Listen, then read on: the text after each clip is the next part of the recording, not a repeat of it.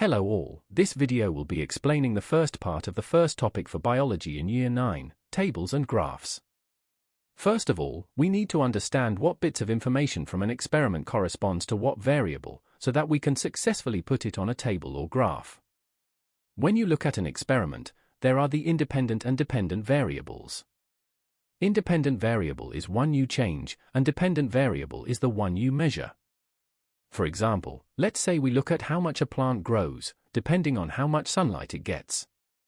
The amount of sunlight it gets is the independent variable, because you are changing it. And the amount the plant grows is the dependent variable, because it is the one we measure. Also, in an experiment, you also want to keep some factors the same, so you won't unfairly change the results. These factors are the control variables, sometimes called the confounding variables. For example, in the plant experiment, the control variables might be the amount of water the plant gets, the type of soil the plant is in, etc. You can use this memory technique. Ice cream, dairy milk, chocolate sauce.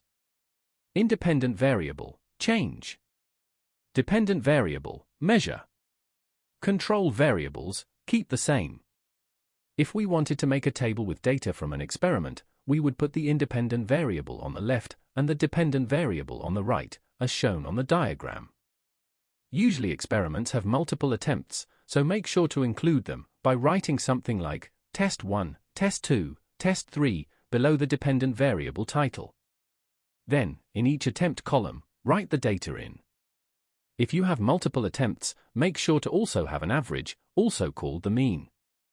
This is shown on the diagram as well. Also, any anomaly should be excluded from the mean. Lastly, remember to include units, but only in the titles. What if you need to make a graph out of the data? First, you need to decide whether the data you have is continuous or discontinuous. Continuous data means data that could be any number, however specific, on a scale. Some examples of this are height, weight, speed. When talking about variation, genetic and environmental factors affect this. It is shown by a line graph. Discontinuous data is data that goes into distinct categories. Examples are blood group, gender.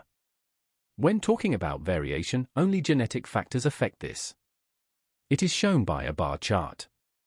To make a graph with continuous data, put the variables to their respective axis. Independent variable goes on x-axis, and dependent variable goes on y-axis. Put the data in. Make sure at least 50% of data fills the graph. Give a title, and make sure to put units with a text describing the two variables next to the axis lines. Graphs with discontinuous data needs a title, units, and make sure for the x-axis, it has the different categories, and whenever you put in data, it should go up the y-axis in a bar. Lastly, scatter graphs.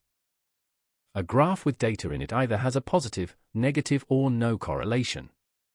We can determine this by looking at the graph and seeing which way the data is going. We can also describe by how much the data is scattered out by saying it has a weak or strong, positive or negative correlation.